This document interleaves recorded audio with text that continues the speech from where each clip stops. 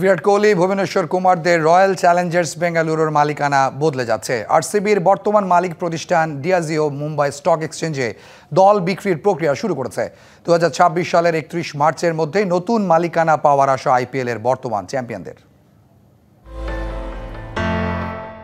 2008 সাল Indian premier league IPL এর যাত্রা শুরু। বিশ্ব ক্রিকেটের ভোল পাল্টে দেয়া সেই ফ্র্যাঞ্চাইজি ক্রিকেট টুর্নামেন্টের অন্যতম জনপ্রিয় দল রয়্যাল চ্যালেঞ্জার্স বেঙ্গালুরু। 17 আসরের অপেক্ষা ঘুচিয়ে 18তম আসরে এসে চ্যাম্পিয়ন হয় বিরাট কোহলির দল। সেই আইপিএল এর ডিফেন্ডিং চ্যাম্পিয়নরাই বিক্রি হয়ে যাচ্ছে।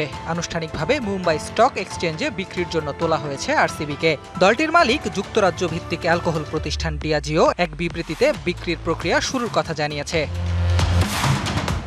কেন বিক্রি করা হচ্ছে আরসিবিকে, কারণটা জানিয়েছেন ডিয়াজিওর ব্যবস্থাপনা পরিচালক ও প্রধান নির্বাহী প্রবীণ সোমেশ্বর নিজেই। 2026 সালের 31 মার্চের মধ্যে নতুন মালিকানা পাবে আরসিবি।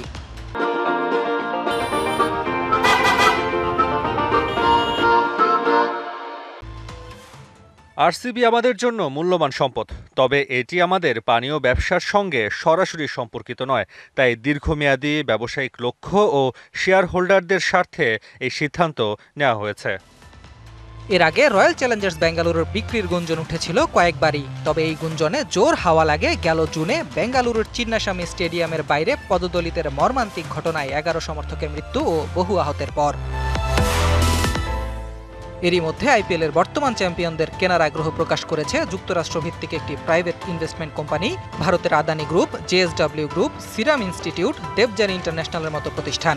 মালিকানা পরিবর্তনে ডিয়াজিওর সাথে দীর্ঘ 10 বছরের সম্পর্ক শেষ হতে যাচ্ছে আরসিবির। 2008 সালের আইপিএলে দ্বিতীয় ব্যয়বহুল ফ্র্যাঞ্চাইজি হিসেবে নাম লেখায় রয়্যাল চ্যালেঞ্জার্স বেঙ্গালুরু। সে সময় মালিকানা ছিল বিজয় মালিয়ার ইউনাইটেড স্পিরিটস লিমিটেডের।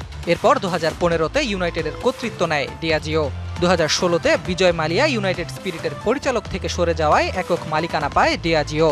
এবার বদলে যাচ্ছে সেই মালিকানাও। Ahmed Nahid, DBC news desk.